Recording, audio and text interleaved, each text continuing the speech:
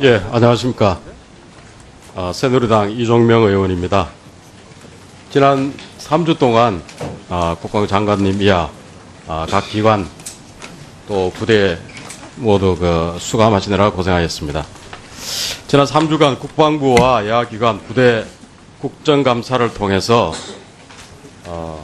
6.25 전쟁 이후 가장 어려운 시기임에도 불구하고 굳건한 안보 태세를 유지하는 군이 정말 믿을 수 있는 군이구나, 또 존경받을 만한 군인들이구나 하는 것을 확인할 수가 있었습니다. 손자병법에 나오는 상하 동육자 성이라는 말을 잘 알고 있습니다. 전성을 위해서는 상하가 하나가 되어야 한다는 것입니다. 심리학 용어에 선택적 지각이라는 것이 있습니다. 사람들은 자기가 보고 싶은 것만 보고 또 자기 자신에게 의미 있는 말, 듣고 싶은 말만 듣고 또 느끼고 싶은 것만 느낀다는 경향이 있다는 것입니다. 군사 전략 목표를 달성하기 위해서 가장 중요하면서 또 우선적으로 해야 하는 것이 있습니다. 지휘관과 참모, 상하급 지휘관들이 전략 목표를 명확하게 이해하고 또 견해를 일치시켜야 한다는 것입니다. 상하급 지휘관의 전략적, 작전적 사고를 공유하기 위해서는 상호 부단한 노력을 경주해야 할 것입니다. 같은 맥락에서 지난 합참 국감 때 제가 인적 요소의 중요성을 이야기한 적도 있습니다. 전쟁의 원칙 중 기습을 달성하기 위해서는 적이 예상하지 않은 의도, 시간, 장소, 방법으로 군사행동을 실시합니다. 역으로 적이 예상하고 있을 때 아무런 군사행동을 하지 않는 것도 당황스럽기는 마찬가지입니다. 지난 10월 10일 북한 노동당 창건일을 전후해서 북한의 핵실험이나 미사일 발사 등 도발을 예상하고 있었는데 우리 군은 물론 정치권, 아니 국민 전부가 긴장을 하고 있었는데 북한은 핵실험장 풍계리나 미사일 발사 등에 있는 동창리 일대에 그냥 미상 움직임만 있었을 뿐 미사일 실험은 없었습니다. 지금 외교, 경제 등 모든 제재 수단을 동원하고 있는 미국과 세계 각국은 군사적 행동으로 넘어가는 임계점에서 북한의 행동을 예의주시하고 있습니다. 어쩌면 더 이상 북한의 핵 미사일 실험이 없을 수도 있습니다. 그러면 또 그렇게 시간이 흘러가게 될 것입니다. 핵미사일 시험이 있을 때도 실험은 실험일 뿐 관성적으로 대응해 온 감이 없지 않습니다. 지난 20여 년이 그렇게 흘러왔습니다. 그러는 사이 대한민국은 냄비 속의 개구리가 되어가고 있는 것은 아닌지 우려가 되기도 합니다. 정말 인정하고 싶지 않은, 결코 일어나서는 안 될 무서운 이야기라고 할 수 있습니다. 장관님, 적이 모든 공격 준비를 하고 있을 때 타격하는 것이 우리에게 유리하겠습니까? 아니면 한 방 얻어맞고 나서 타격하는 것이 유리합니까? 아니면 적이 완전한 공격 준비를 갖추지 못하고 있을 때 불씨를 제거해버리는 것이 우리한테 유리하겠습니까? 어떤 경우가 우리한테 가장 유리하겠습니까? 군사적인 교리의 입장에서 보면 세 번째 경우가 가장 유리하다고 당연히 생각을 하고 있습니다. 네. 대한민국이 더 이상 효과적으로 대적할 수 없는 상황에 왔음을 깨달았을 때는 이미 늦게 될 것입니다. 전 세계 여론이, 그리고 동맹국이 외교, 경제 등 제재와 압박의 임계점을 넘어서 군사적 행동의 필요성을 강력하게 제시해 왔을 때 장관님께서는 최고 통수권자에게 어떻게 건의하시겠습니까? 저는 여러 차례 답변을 드렸습니다마는 특히 북한의 핵과 미사일에 대해서는 그것이 갖는 파괴력을 고려해서 우리가 그것이 사용되기 전에 파괴, 무력화시키는 것이 필요하다는 입장에서 우리가 대비를 하고 있고 개념과 계획을 발전시키고 있습니다. 예, 알겠습니다. 본 위원은 우리 군이 국민들로부터 신뢰받고 존경받는 군으로 거듭나는데 미력이나마 기여하고자 지난 국정감사 기간 동안에 각 대상 기관별로 미담 및 선행 사례를 소개한 바 있습니다. 저는 군에서 있으면서 이국 운동을 경험한 적이 있습니다. 단점을 최소화시키고 장점을 극대화시켜야 한다는 것이었습니다. 잘못한 것은 물론 지적해서 고치는 잘못한 것을 지적해서 고치는 것보다 잘한 것을 칭찬해서 더욱 발전시키는 효과가 더 크다는 것도 배웠습니다. 국정감사에서도 잘못을 지적만 하기보다는 잘한 것도 칭찬과 격려를 해주는 그런 긍정적인 부분도 있었으면 좋겠다는 것이 제 개인적인 생각이었습니다. 오늘은 마지막 종합감사를 맞아서 국군의 대국민 신뢰 제고를 위해서 몇 가지 개선해야 할 과제를 제시를 하겠습니다. 국군은 국민의 군대로서 자유민주주의를 수호하며 명예를 존중하고 투철한 충성심, 진정한 용기, 필승의 신념 등 사명감과 책임의식으로 우리 군의 구성원들은 성실하게 복무에 임하고 있음에도 대국민 신뢰가 그리 높지 않다는 것이 현실입니다. 먼저 병력 문화, 이거 결국 군이 해결해야 합니다. 중요한 것은 군 당국의 의지입니다. 이 문제를 풀어나가야 될 사람들은 군 자신이기 때문입니다. 여론에 떠밀려서 가서는 안 되겠다는 게 제 생각입니다. 피해자도 내 자식이고 가해자도 내 자식인데 군 병력 문화는 우리 사회 전체에 어떤 영향을 미치는 만큼 대단히 중요한 것이기 때문에 반드시 대책을 세우고 조치를 해야 됩니다. 장관님의 견해와 국방부의 대책을 묻고 싶습니다. 예, 병력 문화의 개선은 저를 포함한 군의 주요 지휘관들이 매우 시급하게 개선해야 될 사안으로 보고 접근하고 있습니다. 당연히 지위 고하를 막론하고 군에 복무하는 장병들은 나라를 지키는 소중한 임무를 수행하는 만큼 우리가 전우라는 인식 하에서 그들의 개인적인 인격과 인권이 존중되는 범위 내에서 임무를 수행할 수 있도록 그렇게 노력해야 된다고 생각하고 있습니다. 예. 두 번째는 북한의 핵무기 위협, 미사일 위협 등 각종 도발에 대해서는 정군의 노력이 필요하다고 생각합니다. 정말 국민들로부터 신뢰를 높이는 것은 적의 위협으로부터 국민들의 생명과 재산을 보호해 주는 것입니다. 싸우면 반드시 이긴다는 이 믿음을 국민들한테 보여줄 때 군을 신뢰할 수 있을 것입니다. 장관님 어떻게 생각하십니까? 당연한 말씀입니다. 군은 적의 도발에 대해서는 어떠한 경우에도 확실히 응징해서 다시는 도발에 엄두를 내지 않도록 하겠다는 의지를 가지고 있고 그 의지를 뒷받침할 수 있는 능력과 태세를 구비하고 있습니다. 예. 세 번째, 우리 방위산업을 얘기하지 않을 수가 없습니다. 비리 척결은 해야 되겠지만은 비리 척결에 매이기보다 이제는 앞으로는 방위산업의 어떤 내실화가 반드시 필요하다 그런 것을 강조를 합니다.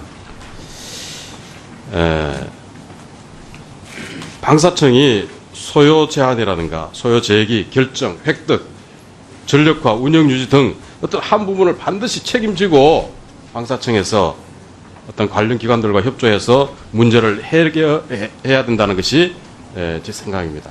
또 방사청에 근무하는 현역 군인에 대한 인식도 제거를 해야 됩니다. 청장님의 견해는 네, 저희 방위사업청에서는 군에서 결정된 그런 수요에 대해서 그 요구대로 계획된 그 성능을 발휘할 수 있는 그런 무기 체계를 기간 내에 다 완수해서 전력화되도록 최선의 노력을 다 하겠습니다. 또한 우리 방위사업청에서 근무하고 있는 현역 그 군인들도 소신을 가지고 소신과 국가적인 사명감을 가지고 맡은 업무에 최선을 다할 수 있도록 최대한도로 지원하고 협조하도록 그렇게 하겠습니다. 네, 이정명 의원님 수고하셨습니다. 다음은 존경하는 김진표 의원님 질의하시기 바랍니다.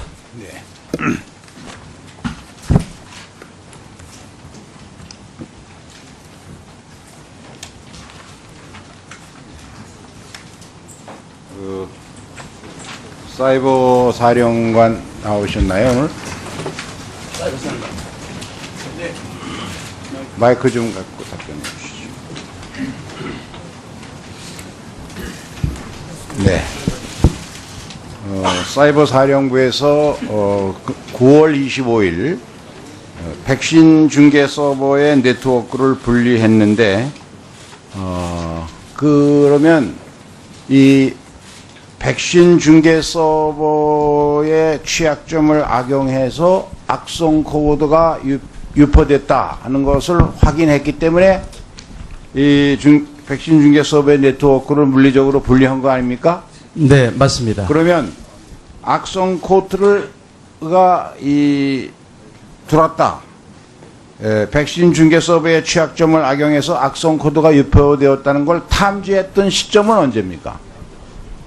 그 악성 코드는 뭐 매일 유입이 되고 있습니다만 이번 사태와 관련해서 종합적으로 다량의 악성 코드가 유포되는 정황은 23일 오전에 확인을 하고 오후에 저희가 대책회의를 했습니다. 그러면 이제 그때부터 악성 코드가 유입이 되었는지 이런 걸 조사를 했을 텐데 지금 한 20여일이 됐거든요. 악성 코드가 언제 침입했는지 또 그 코드 침입한 주체가 누군지 이거 확인을 했습니까?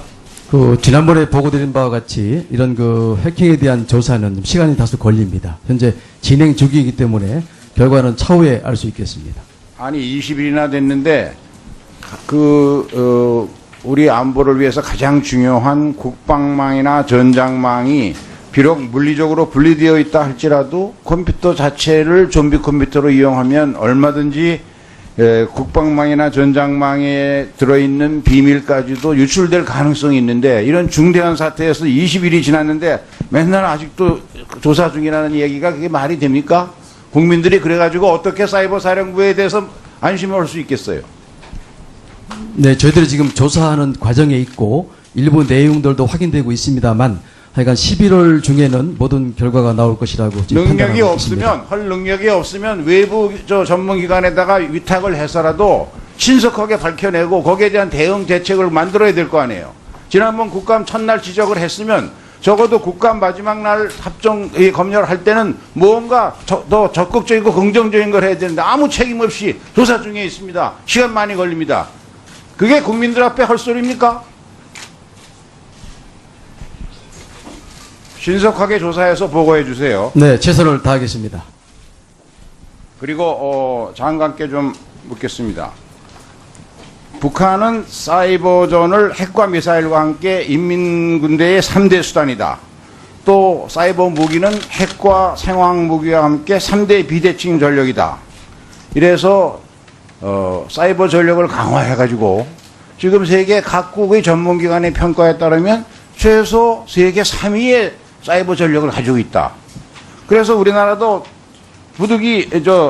부랴부랴 2010년에 사이버 부대를 창설을 했는데 지금까지 사이버 부대가 운영되는 것을 보면은 정치적 댓글이나 쓰는 이런 사이버 전력 이거를 해서는 안 되죠. 보다 공세적인 사이버 전력을 구축해야 하는데 저희가 확인해 본 바에 따르면 사이버 사령부를 책임지고 있는 장교들은 계속해서 인사이동으로 전력이 바뀌고 또 실제로 맡아야 할 부사관들은 인력이 태부적해서 경무에 시달리고 있고 병들은 단기 복무하니까 자꾸 더 바뀌고 이래가지고야 사이버 전력이 제대로 강화될 수 있겠습니까? 본의원이 안타깝게 생각하는 것은 대한민국의 IT의 전반적인 수준과 능력은 북한이 감히 엄두도 낼 수 없을 정도로 압도적인 우위에 있는 나라인데 세계적으로 우리나라가 IT 시장의 테스트 마켓으로서 자리 잡고 있지 않습니까? 그런데 어떻게 우리 군만 이렇게 북에 대해서 맨날 당하기만 하는 그런 사이버 전력을 유지하고 있냐 이거죠. 이거는 제가 보기에는 국방부 혼자 힘으로는 백년하청입니다. 사이버 전력을 강화하는 것이. 그래서 정부 종합적인 대책으로서 NSC 의결을 거쳐서라도 정부 부처, 학계, 산업계, 전문 연구기관과 함께 아주 구체적으로 신종 사이버 무기에 대한 보안 시스템을 어떻게 강화할 건가? 또 사이버 공격 무기 공격자를 식별하는 디지털 게놈 기술을 어떻게 보급하고 확대할 줄 건가? 사이버 공격이 왔을 때 역추적하는 기술, 독자적인 암호를 만들어내고 해석하는 기술 등 이런 기술을 체계적으로 연구하는 전문 인력을 양성을 단기간에 해줘야 됩니다. 여기에 대해서 국방부 장관의 좀 책임 있는 답변을 듣고 싶습니다. 예. 사이버 전의 중요성, 또 군뿐만 아니라 범정부적 차원에서의 접근 및 대응 중요성, 당연하신 말씀이고 저희들도 그렇게 생각하고 있습니다. 군은 사이버 사령부를 창설한 이래 그러한 역량을 키우는데 최선을 다하고 있습니다. 말씀하신 댓글 문제는 이제 과거의 문제이고 그런 것들로부터 일체 발생하지 않도록 이렇게 조치를 하고 있습니다. 그리고 어떤 나라든지 이 사이버의 어떤 여러 가지 능력 중에서 이건 고도의 보안이 필요한 그런 부분에 대해서는 대의적으로 이야기하지 않고 있고 군도 그런 측면에서 상당한 역량을 구축하면서 위원님 말씀하신 그런 차원에서 노력하고 있다 하는 것을 말씀드립니다. 근데 문제는 제가 육군본부 국감 때도 육군총장께 확인한 바에 따르면 그 사이버전에 실질적으로 모든 이런 전력을 강화할 수 있는 것은 결국 부사관인데 부사관 인력이 태부적하다는 거예요. 그걸 좀 점검해 보시고 사이버 사령부의 부사관을 획기적으로 늘릴 수 있는 그런 대책을 좀 강구해 주시기 바랍니다. 예. 말씀하신 대로 장교와 일반 복무병은 이제 그러한 소위 보직 교체율이 있고요. 여기는 부사관과 군무원들로 많이 그러한 전문적인 능력을 발휘할 수 있도록 하는 방향에서 지금 하고 있습니다. 더 노력하도록 그렇게 하겠습니다. 북한 그 침투기 AN2기에 관해서 좀 묻겠습니다. 지난달 원산에서 북한이 최초로 에어쇼를 했는데 거기 보도를 보면 AN2기가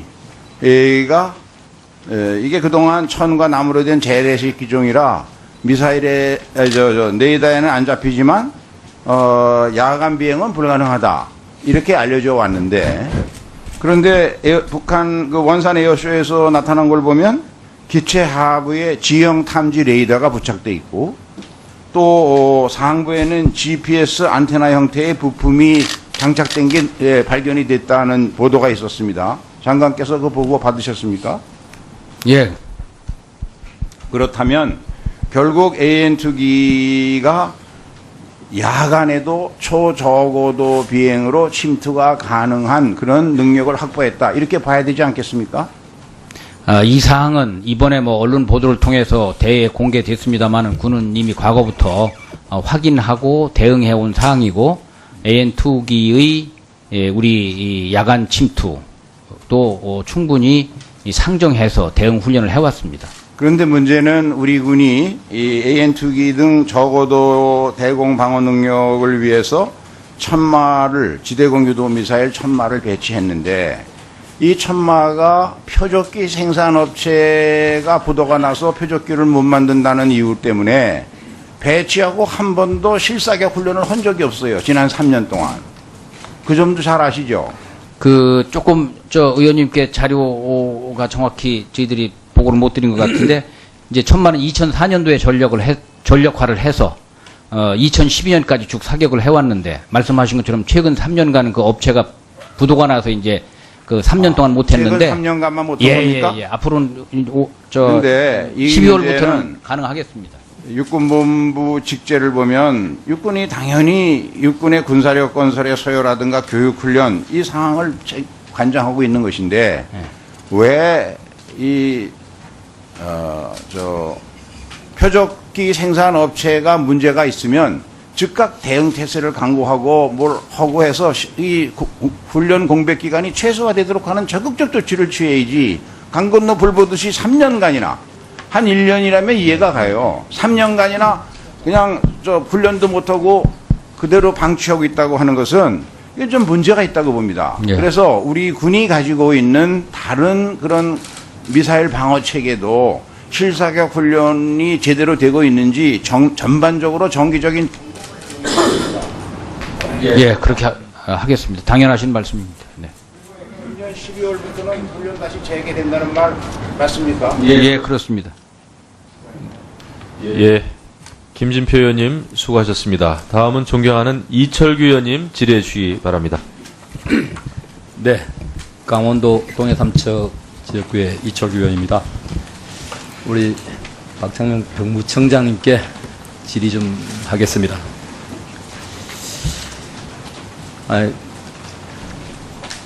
상임위 활동을 하면서 도저히 묵과할 수 없는 이런 이 공직자들의 이 기강 회의 실태가 발견이 됐습니다.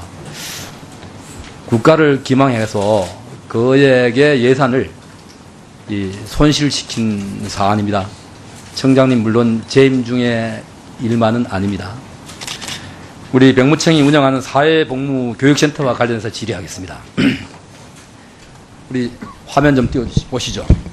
우리 서울병무청은 2008년 3월 1일부터 12월 22일까지 이 관악구 봉천동에 있는 대연빌딩 6, 7, 8, 9층을 임차해서 센터로 사용했습니다.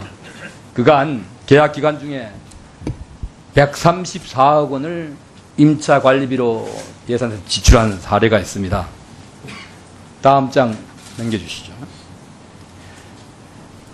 이 병무청이 대연빌딩과 계약한 계약서를 보면은 5,033평방미터로 되어 있습니다. 그런데 실제 국가가 사용한 면적은 3,095평방미터 전후입니다. 이것이 건물 주인 스스로가 관악구청에다가 신고한 내역입니다. 예. 다음 장 넘겨주죠. 이 계약 면적하고 실사용 면적을 비교해 보면은 이 5,033평방미터와 3,070 내지는 3,096 조금 변동이 있습니다. 이 임차 관리비가 52억이 과다 지급되었습니다. 다음 장 넘겨주시죠. 이렇게 임차 관리비가 과다 지급되게 된 배경을 확인해 보면은 당초 2008년 2월 달에 병무청 내에서 이 건물의 임차 계약을 하기 위해서 품의서가 작성이 됩니다.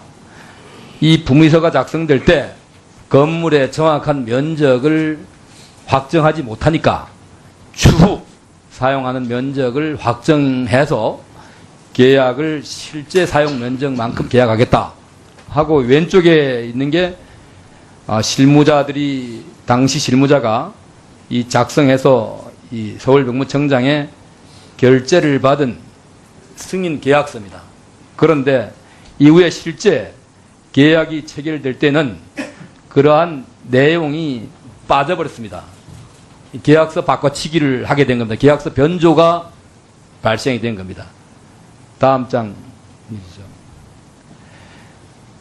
단순히 면적뿐만 아니라 계약 조건을 볼 것 같으면은 당시 병무청이 사용하던 6, 7, 8, 9층을 지금은 마찬가지로 우리 정부의 산하기관인 복지부의 보건복지인력개발원이 6, 7층 전부와 8층 절반을 사용하고 있는데 한 평당 임차료가 11만 5천 원입니다. 지금 관리비까지 포함해서요. 당시에 병무청이 사용할 당시에는 8년 전임에도 불구하고 15만 8천 원에 계약을 하게 됩니다.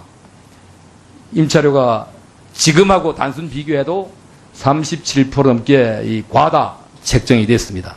다음 장 넘겨주시죠. 현재 이 주변 빌딩의 임대료 시세를 볼 것 같으면은 8년 후인 오늘 이 시점에도 대개 11만 원 전후 또 조금 위치가 못한 곳은 7만 5천 원까지 임대관리비까지 이렇게 이 시세가 형성되어 있습니다. 그럼에도 불구하고 2008년도에 서울병무청은 15만 8천 원이라는 이 비싼 임차료를 지불하면서 대연 빌딩을 임차에 사용하게 됩니다. 다음 장 넘겨주죠. 여기서 보면은 어떤 문제가 있었느냐. 계약을 체결할 때 관리 감독자들이 무지하고 관심이 없어서 그런지 몰라도 또는 아니면은 실무자와 결탁이 되었든 간에 최장 계약서 내용을 확인하지 않고 결제가 이루어졌습니다. 또한 이 건물은 당시에 9층이 없던 건물입니다. 9층이 등기부 등본은 물론이고 건축물 대장에도 이 9층이라는 건물이 존재하지 않았다. 그해 10월에서야 건축물 대장에 이 건물이 등재되게 됩니다. 그렇다면은 실존하지 않은 건물, 특히나 이 국가계약법에는 등기가 되거나 준공되지 아니한 건물을 임차해서도 안 되지만 또한 사용해서도 안 됩니다. 불법을 방조하는 행위가 되기 때문에 그렇습니다. 또한 당시에 이 계약에 최소한도 공인중개사라든가 법무사는 충분히 이 내용을 알 수 있었음에도 불구하고 여기에 대해서 문제를 제기하지 않았습니다. 이거는 서울병무청뿐만 아니라 건물주, 더 나가서 여기에 관여했던 모든 사람들이 최소한도 함께 공모하고 공모하지 않고는 이루어질 수 없는 이 잘못이 발생된 것입니다. 뒷장 넘겨주시죠. 이 사건과 관련해서 지난 3월 감사원이 감사 결과를 전부는 아니지만 예산이 과다 지출됐다는 부분에 대해서 지적을 했습니다. 그럼에도 불구하고 병무청은 당시에 계약 담당 직원이었던 6급 직원 한 사람을 강등 처분하는 것으로 종결을 했습니다.